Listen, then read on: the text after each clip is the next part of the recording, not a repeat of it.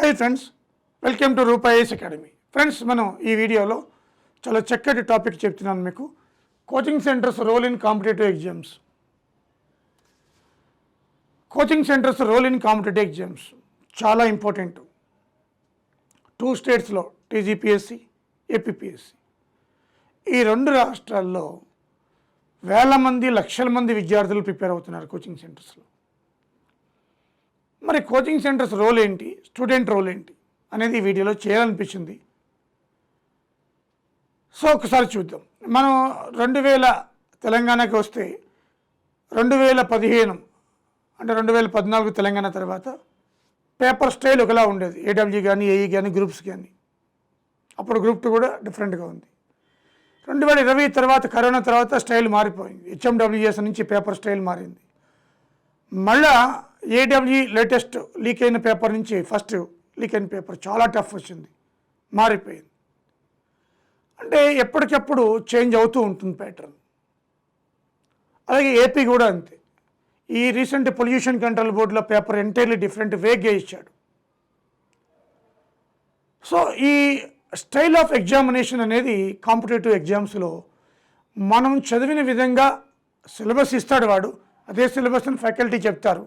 కానీ వేగ్గా ఇస్తే, recent railway జేఈలో చూడండి మీరు, రైల్వే జేఈ 2019 పేపర్స్కి అవన్నీ చేశాను నేను, యూట్యూబ్లో ఫ్రీగా ఉన్నాయి.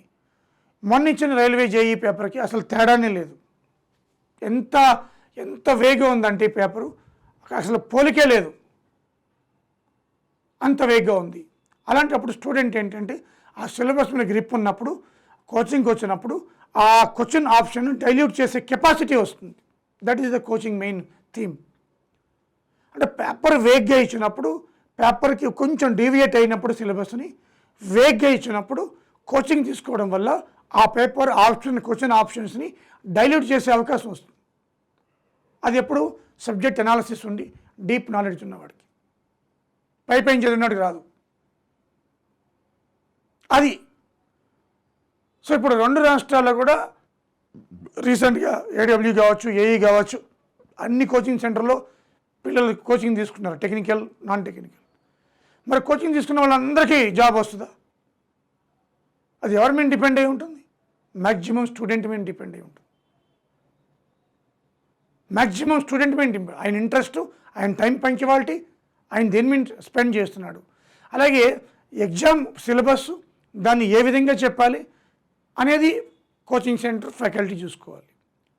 సో ఇద్దరు కలిస్తేనే, 2 చేతులు కలిస్తేనే మనకి ఇక్కడ సౌండ్ వస్తుంది అనమాట. So student, coaching centre 2 sync అవ్వాలి. That is main important. So coaching తీసుకున్న అందరికీ, అన్ని కోచింగ్ సెంటర్లో వేల మందికి, లక్షల మందికి గ్రూప్స్ ఉద్యోగాలు వస్తున్నాయా? రావు. చూడండి, అది సింక్ కుదరాలి. అది స్టూడెంట్, మ్యాక్సిమం స్టూడెంట్ గుర్రాన్ని చెరువు దాకా తీసుకెళ్తారు, నీళ్ళైతే తగ్గించలేరు కదా, మన సామెత ఉంది. ఒకసారి దీని మీద మనకి చేయాలనిపించింది. సో ఇక్కడ చూద్దాం. Support the students. Coaching centre role ఏంటి? అది ఏ కోచింగ్ సెంటర్ అయినా, నీట్ అయినా, ఐఐటి అయినా, కాంపిటేటివ్ అయినా, యూపీఎస్సీ అయినా, సపోర్ట్ ది స్టూడెంట్స్. స్టూడెంట్ యొక్క గోల్కి సపోర్ట్ చేస్తాయి. కానీ సపోర్ట్ ది స్టూడెంట్, ఇప్పుడు ఒక పిల్లవాడు ఉన్నాడు, నడిచేటప్పుడు తండ్రి ఎలా సపోర్ట్ చేస్తే వాడంతా వాడు నిలబెడతాడు. సపోర్ట్. అలా కాకుండా పేరెంటే ఎప్పుడు జీవితాంతం ఎత్తుకోవాలంటే పెద్దయినా ఎత్తుకుంటారా? ఇప్పుడు ఎత్తుకోలేము, చిన్నప్పుడు ఎత్తుకుంటాం మనం. వాడు నడుస్తూ ఉంటే వాడు నడిపిస్తాం, అలా వదిలేస్తాం, పడుతూ ఉంటాడు, మళ్ళీ నడుస్తూ ఉంటాడు. సో అది చాలా important. Support the students. But 60% depends on student, 40% coaching centres role ఉంటుంది. రోల్ ఉండదని 40% ఉంటుంది. అలాగే increase the self confidence. Coaching సెంటర్లో జాయిన్ అయినప్పుడు, ఆ సిలబస్ ఇచ్చినప్పుడు, సిలబస్ ప్రకారం చెప్పినప్పుడు ఆ కాన్ఫిడెన్స్ బిల్డప్ అవుతుంది, బూస్ట్ అవుతుంది. ఓహో, నాకు ఈ సబ్జెక్ట్ నేర్చుకున్నాను ఈ కోచింగ్ సెంటర్లో, సో ఎగ్జామ్ రాయగలను అనే ఒక కాన్ఫిడెన్స్ ఉంటుందన్నమాట. చాలామందికి టెక్నికల్ వాళ్ళకి జనరల్ స్టడీస్ తెలియదు. మా దగ్గరికి వచ్చిన వాళ్ళు చాలామంది, నాకేం తెలియదు సార్, జీరో నాలెడ్జ్, ఎలా స్టార్ట్ చేయాలి? ఇదే కామన్ క్వశ్చన్. సో ఆ బూస్టింగ్, నీకేం పర్లేదు, కంపల్సరీ వస్తుంది అని చెప్పి 3-4 మంత్స్లో మీరు ఇలా చదవండి, ఈ సబ్జెక్టులు స్టార్ట్ చేయండి ఫస్ట్ అని ఒక గైడ్ లాగా, ఫిలాసఫర్ లాగా చెప్తూ ఉంటాం. That is most important. అలాగే గుడ్ మెటీరియల్, అలాగే గుడ్ టెస్ట్ సిరీస్. మనకి ఒక అబ్బాయి, మీకు దుబ్బాక ఒక అబ్బాయి చెప్తాను, మీకు వీడియో కూడా చేస్తాడు. కేవలం మన రూపాయి మెటీరియల్ చదివే ఆయన జాబ్ కొట్టాడు. అలా చాలామంది ఉన్నారు.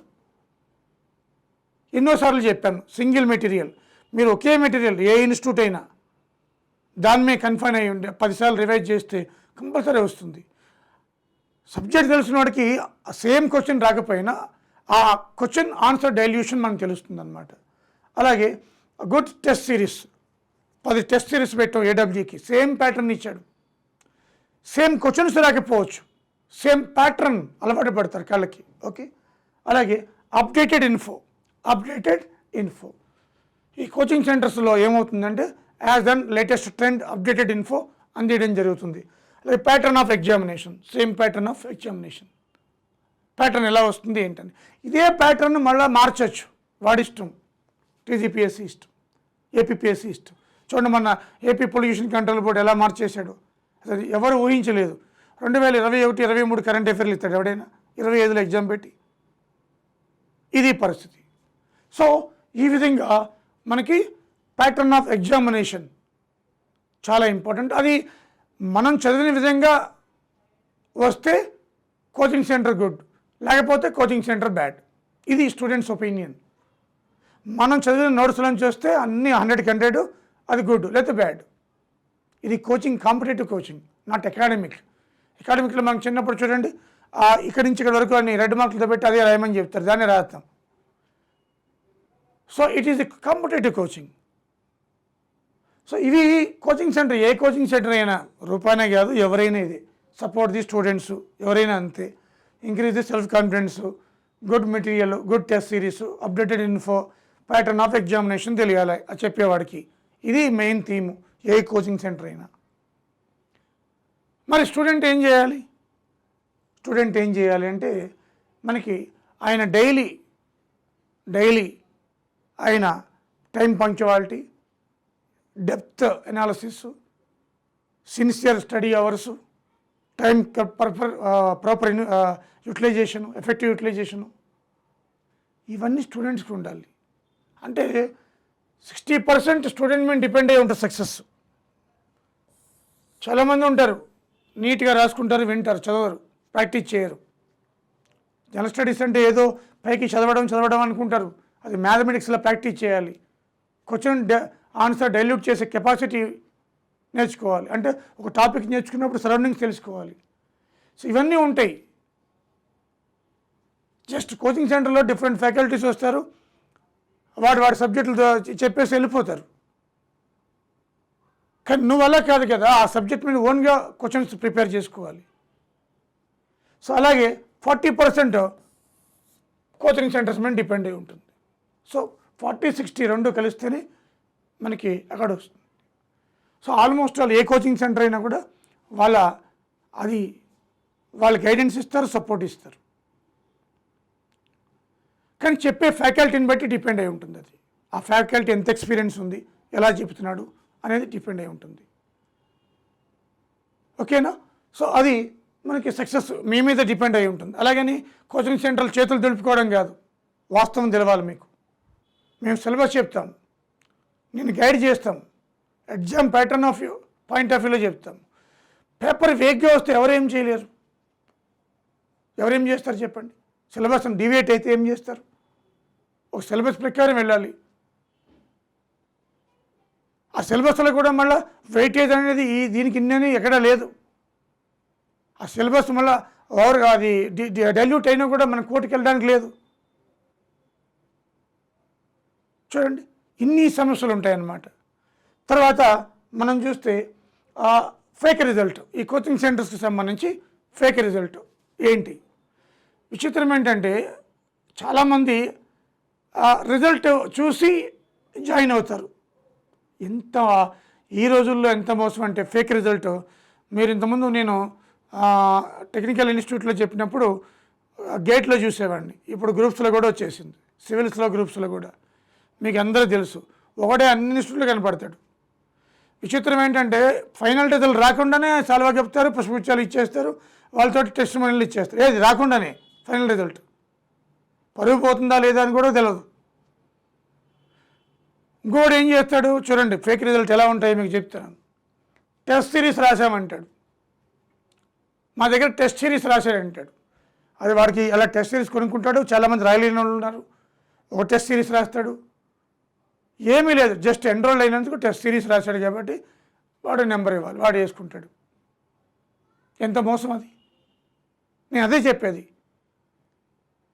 ఆ స్టూడెంట్ క్యాలిబర్తో వచ్చిన జాబ్ అది. మ్యాక్సిమం 60% మనం గైడ్ చేస్తాం, సపోర్ట్ చేస్తాం, వాళ్ళని ఇలా వెళ్తాం, సిలబస్ ఇదని చెప్తాం, నేర్పిస్తాం, సబ్జెక్ట్ చెప్తాం. సబ్జెక్ట్ చెప్పడం వరకే కోచింగ్ సెంటర్స్. తర్వాత చదవాలి, ప్రాక్టీస్ చేయాలి, ఎంత డిఫికల్ట్గా వచ్చినా ఆన్సర్ని ఎలా పెట్టాలి, సబ్జెక్ట్ కొంచెం తెలుసుకున్న ఆన్సర్ వచ్చేస్తుంది, లాజిక్గా వెళ్ళాలి. తర్వాత గైడెన్స్. ఈ సివిల్స్ వాళ్ళు అయితే ఇలా అంతా వాడి దగ్గర కోచింగ్ తీసుకోరు, ఫ్రీ గైడెన్స్ అంటాడు, వెళ్తాడు, బయోడేటా ఇస్తాడు, వస్తే వాడు ఆటోమేటిక్గా దీనివల్ల మోసపోతారు. మాకెంత వచ్చినాయి, నేను మీద ఏకంగా చట్టమే ఉంది, అయినా ఎవడో లెక్క చేయడం లేదు. అలాగే మెంటర్షిప్ అంటాడు, టెలిగ్రామ్లోనో వాట్సాప్లోనో ఫ్రీ గైడెన్స్ అంటాడు, మెంటర్షిప్ అంటాడు. వీడు జస్ట్ ఇలా చదువు, అది చదువు, ఇది చదువు, ఈ టాపిక్స్ ఇలా చదువు అంటాడు, ఇక వాడు వేసుకుంటాడు. ఇదొక టైప్ ఆఫ్ ఇది. రిలేటివ్స్, ఇప్పుడు వాళ్ళ ఇన్స్టిట్యూట్ వాళ్ళ రిలేటివ్స్ ఎవరైనా ఉన్నారనుకోండి, కోచింగ్ తీసుకోకపోయినా వాళ్ళ ఫోటోలు వేసుకోవడం. Is it. ఒక ఇన్స్టిట్యూట్ మీకు చెప్పను, ఒక తీసుకున్న కోచింగ్ వేరే ఇన్స్టిట్యూట్లో, ఇక్కడ దాంట్లో వాడు రిజల్ట్ వేసుకున్నాడు. ఏమంటే ఏమ్మా అంటే ఇలా తీసుకున్నారు మా దూర బంధువు అని. ఎట్లా ఉంటుంది? సో మనీ, ఇక మనీ ఆశ చూపుతారు పిల్లలకి, ఇక ఇంత ఇస్తాం, లేకపోతే అది ఇస్తాం. ఇంతకుముందు గేట్లో చూశాను నేను, కార్ గిఫ్ట్ అని, బైక్ గిఫ్ట్ అని, పోటీ అనమాట. ఆ ఇన్స్టిట్యూట్కి ఈ ఇన్స్టిట్యూట్కి. ఎంత దారుణం, మిస్గైడ్ చేయడం కదా సొసైటీని, తప్పుదారి పట్టించడం కదా. రెండోది ప్రైజెస్. అదే ఇది ఎన్ని మనం చూస్తే ఇప్పుడున్న మీరు నీట్ కావచ్చు, ఐఐటి కావచ్చు, ఈ కాంపిటేటివ్ ఫీల్డ్ కావచ్చు, ఏదైనా కూడా ఈ కాంపిటేటివ్లో ఈ ఫేక్ రిజల్టే. పేరెంట్స్ కూడా బోర్డు మీద రిజల్ట్ ఉందా లేదా, అంతేగాని లోపల ఎలా ఉందో ఎవరికి అవసరం లేదు. ఇలాంటి సమాజంలో మనం బతుకుతున్నాం. ఒక్కోసారి బాధ వేస్తూ ఉంటుంది ఇవన్నీ చూసి. అరే అన్ని చోట్ల వెళ్ళే ఒకరే బొమ్మే, ఎవరి దగ్గర కోచింగ్ తీసుకున్నట్టు. Is it. అదేవిధంగా మనం చూస్తే చూడండి, మనది ఏడబ్ల్యూ కావచ్చు, ఏఈ కావచ్చు, పిఎల్ కావచ్చు, హెచ్ఎండబ్ల్యూఎస్ కావచ్చు, టౌన్ ప్లానింగ్ కావచ్చు. ఈ ఫీల్డ్లో 6 నెలల నుంచి కొంతమంది, అంటే మా కాంపిటేటర్స్ ఎవరైతే ఉన్నారో 6 నెలల నుంచి ఒక్క వీడియో పెట్టలేదు. టెలిగ్రామ్లో అప్డేట్లు ఉండవు, వీడియోస్ కరెంట్ అఫైర్స్ చేయరు ఫ్రీగా. రూపాయిఎస్ అన్నీ అందిస్తుందండి, రూపాయిఎస్ అన్నీ అందిస్తుంది ఫ్రీగా. సో చూడండి, ఎక్స్పీరియన్స్డ్ టీచింగ్, అలాగే good material, exam oriented stress series, updated videos, daily updation in Telegram, daily పెడుతున్నామండి. అలాగే updated current affairs, live contact with students, free guidance, social service. రీసెంట్గా మార్చి 8న 2 ఉమెన్కి ఫ్రీగా కూడా నేను ఉమెన్ డే రోజున కోచింగ్ ఫ్రీగా ఆఫర్ చేస్తాను ఆఫ్లైన్. ఇంత ఓరియంటేషన్లో రూపాయిఎస్ అకాడమీ వెళుతుంది. కొన్ని ఇన్స్టిట్యూట్ల వాళ్ళు వీడియోసే చేయరు, ఫ్రీ ప్లాట్ఫామ్ మీద సపోర్ట్ చేయరు, గైడెన్స్ ఇవ్వరు, ఏమీ ఇవ్వరు. కానీ ఎగ్జామ్లో మాత్రం రిజల్ట్ వేసుకుంటారు, ఎగ్జామ్లో రిజల్ట్ వేసుకుంటారు. అది తప్పు కదా. అంటే ఇది ఒక కమర్షియల్ మార్కెట్ అట్లా అయిపోయిందనమాట. ఈవెన్ ఏ ఇన్స్టిట్యూట్ అయినప్పుడు ఎట్లా అయిపోయిందంటే, ఇన్స్టిట్యూట్లో గ్రూపిజం తయారైంది. ఒక గ్రూప్ తయారు చేసుకుంటారు, ఆ పక్క ఇన్స్టిట్యూట్లో వాడి మీద బురద జల్లాల, అట్లా ఉంటుందన్నమాట. స్టూడెంట్స్ మెంటాలిటీ కూడా మారిపోయింది. జాబ్ వచ్చే వరకు ఒకలా ఉంటాడు, జాబ్ వచ్చిన తర్వాత మరొకలా ఉంటాడు. స్టూడెంట్స్ కూడా మారిపోయారు. సీట్ స్టూడెంట్స్ కూడా మారిపోయారు. సో రూపాయిఎస్ ఎప్పుడు స్టూడెంట్ ఓరియంటేషన్ తోటే వెళ్తుంది. అది స్టూడెంట్స్ ఏదైతే గోల్ ఉందో ఆ గోల్కి సపోర్ట్ చేస్తూ ఎప్పుడు కూడా స్టూడెంట్స్ ముందుండి నడిపిస్తూ ఎగ్జామ్ ఏ ప్యాటర్న్ ఉందో అదే ప్యాటర్న్లో వెళ్తున్నాం. ఏఈ కావచ్చు, జేటీఓ కావచ్చు, మనకి దగ్గర ఎంతమంది సెలెక్ట్ అయ్యారు ఏడబ్ల్యూజీ చెప్పవసరం లేదు. ఏఈ జేటీఓ సంబంధించి మేము అసలు వాళ్ళ క్యాండిడేట్స్ని ఆ నెంబర్లే తీసుకోలేదు.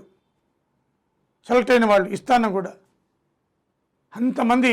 ఏది టెక్నికల్ ఎక్కడైనా కూడా రూపా జనరల్ స్టడీస్లో కామన్ అనమాట. అంత డెడికేషన్ తోటి ఇది specialised academy for general studies. మీరు ఎక్కడికైనా వెళ్ళండి, టీచింగ్ స్టైల్ కానీ లేకపోతే మెటల్ కానీ నా టేకింగ్ విధానం కానీ మీరు ఎక్కడ నా క్లాస్ విన్న తర్వాత మీకు పస ఉండదు అనిపిస్తుంది, నచ్చదు కూడా. మీరు ఎక్కడ ఏ ఇన్స్టిట్యూట్కి వెళ్ళినా కూడా, ఎందుకంటే ఇన్ని సంవత్సరాలు ఫీల్డ్లో ఉండి ఐ నో వెరీ వెల్. అలాగే స్టూడెంట్స్ కూడా ఇప్పుడు ముఖ్యంగా రూపా స్టూడెంట్స్ కానీ ఏ స్టూడెంట్స్ అయినా కూడా మీరు ఈ యొక్క ఫేక్ రిజల్ట్స్ని బారిన పడకండి. మిమ్మల్ని ఎవరైనా మభ్యపెట్టి మీ నెంబర్లు వేసుకున్న కొన్ని లిస్ట్ వాళ్ళు స్టూడెంట్ ఫోన్ చేసి తీసేయని కూడా తీయడం లేదు, అలా ఉంది పరిస్థితి.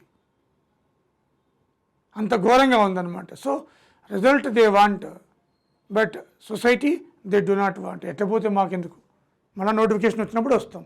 ఈ మధ్య 6 నెలల్లో ఏమైందంటే మా పని మేము చేసుకుంటాం, మేము ఎంత పెట్టాలి ఫ్రీగా, కరెంట్ అఫైర్స్ ఎంత చేయాలి ఇది. బట్ రూపా ఎప్పుడు అలా కాదు, రూపా ఇవన్నీ ఫాలో అవుతూనే వస్తుందన్నమాట. ఓకేనా. సో రూపా స్టూడెంట్ అనేవాళ్ళు ఎప్పుడు కూడా ఒక నీతి నిజాయితీతోటి, ఒక సిస్టమేటిక్ లైఫ్ తోటి, ఒక సిస్టమేటిక్ అప్రోచ్ తోటి రూపా ఐఏఎస్ స్టూడెంట్, నేను క్లాసులు అదే నేర్పిస్తాను, నా పిల్లలకి అదే చెప్తాను, మీరు కూడా అలా ఉండండి. ఆ సిస్టమేటిక్ అప్రోచ్ కానీ చక్కగా జాబ్ వచ్చినప్పుడు వచ్చిందని చెప్పండి, లేకపోతే లేదని చెప్పండి. అలాగని కోచింగ్ తీసుకున్న ప్రతి ఒక్కడికి జాబ్ వస్తుందంటే సంవత్సరానికి 10,000 మంది తీసుకుంటారు, 10,000 మందికి జాబ్ వస్తాయా? ఎవడు కష్టపడతాడో వాడికి జాబ్ వస్తుంది.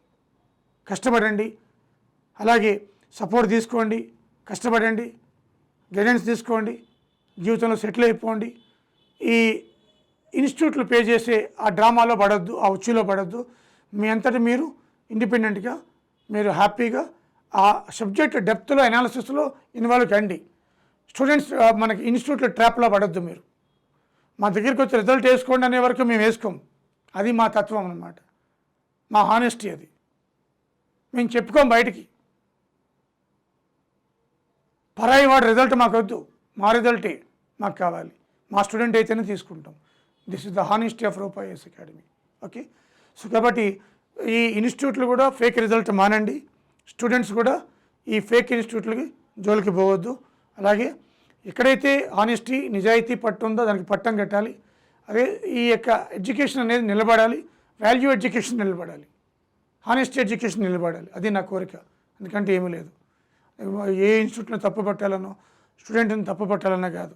Students mentality and coaching centres mentality, మీ మెంటాలిటీని బట్టి వాళ్ళు మారుతున్నారు.